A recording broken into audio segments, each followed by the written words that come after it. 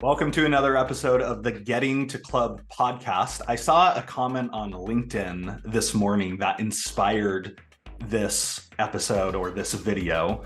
And somebody said the contrast between the best salespeople and the worst salespeople becomes very clear at quarter end.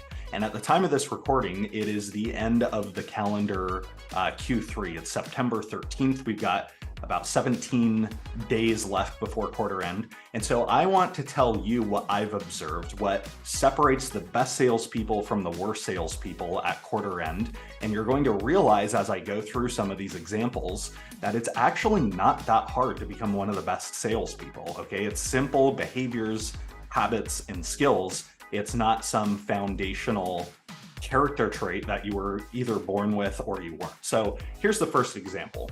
The best salespeople seek risk in their deals at the end of the quarter. Okay, they actively seek it out, they confront it head on. The worst salespeople avoid risk at the end of the quarter. They pretend it's not there, they stick their head in the sand. Okay, that's the first example.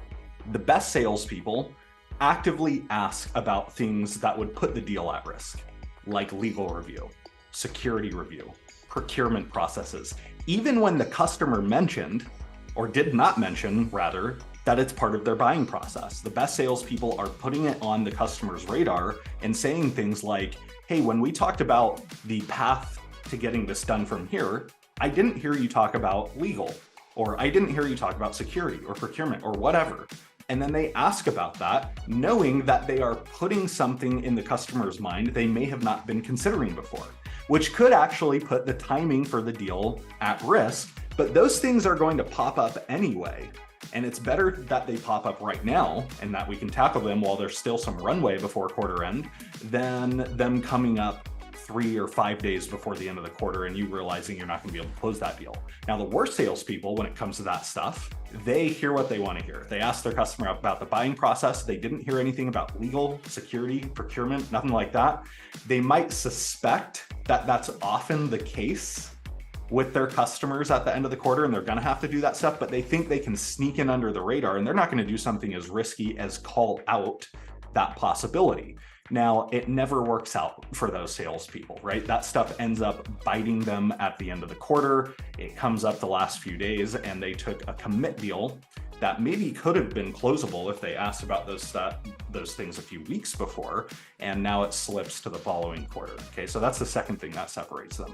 The best salespeople, when they've got a deal that is trending well, timing-wise, for quarter end, they ask questions like, it sounds like we're tracking well in terms of the timetable we're working on, but I have to ask, what would derail us from here?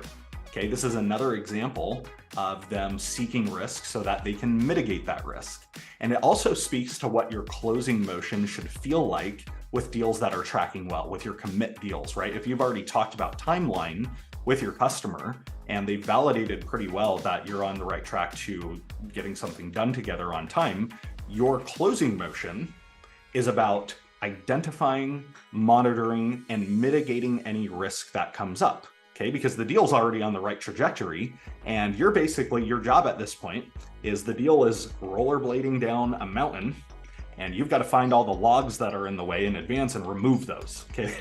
That's what your closing motion should look like. Now, the worst salespeople, they don't ask that question. They just expect the contract to be signed. They go, well, we've talked about this before. Nothing could possibly change, right? Nothing ever happens or changes within the status of a deal. So they just send the contract and expect it to get signed. And sometimes that works out. Sometimes it doesn't though. And they're using hope as a strategy. Okay. On the other hand, the best salespeople, when they've got a deal that looks tight from a timing perspective, meaning it's possible to close this deal on time, but it's looking pretty tight and it's certainly not certain. The customer has not confirmed or committed to getting it done on time.